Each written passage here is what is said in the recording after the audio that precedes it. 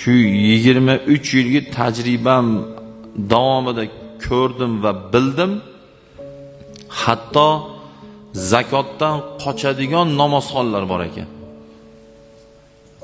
Men nimaga hatto deb turib namozxon bor ekan deb gapirganim sababi, odatda namozxon deganda zalatoy odam tushuniladi. O'z aslida namozxon deganda yaxshi odam, zo'r odam deb tushunilishi kerak o'zi. Asl qoida shu haqiqatan. To'g'rimi? Pichoq deganda kesadi deymiz, to'g'rimi? Qalampir achchiq tushuniladi. Tamom, qalampirmi achchiq bo'lishi kerak. Pichoqmi kesish kerak. Suynir bo'lmasligi kerak. Pichoq bo'ldi, shu kesish kerak. Shuni singari namozxon dedimi?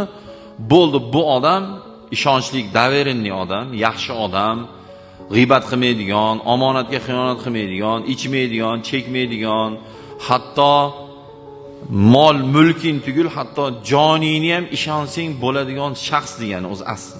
Musulmon Allohga sajda qiladigan odam deganda shuni tushunish kerak. Lekin afsus, bu tushuncha hozir endi to'g'ri kelmayapti.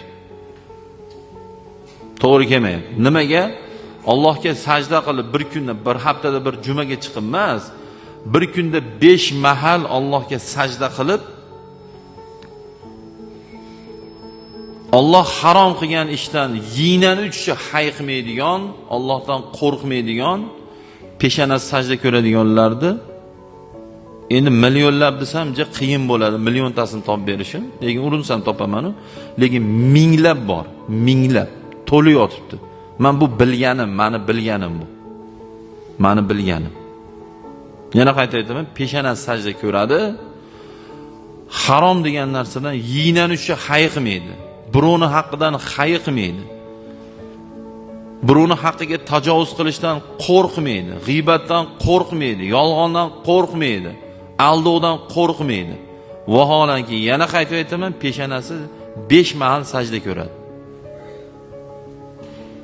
Shuning uchun men hatto namozxon bo'lib turib zakotdan qochadiganlarni men bilaman. Zakot bermaslikka harakat qilib, savolida ham shu narsaga zakot bermayman-a deb savol beradi. Beraman-a demaydi. Bermayman-a deydi. Buna bo'lmasligimiz kerak. Musulmon una bu. Allohni buyrug'i va qaytarig'i haqida tahlil qilib afsusdat qilmasligimiz kerak. Buyruq bajariladi, muhokama qilinmaydi. Tamom.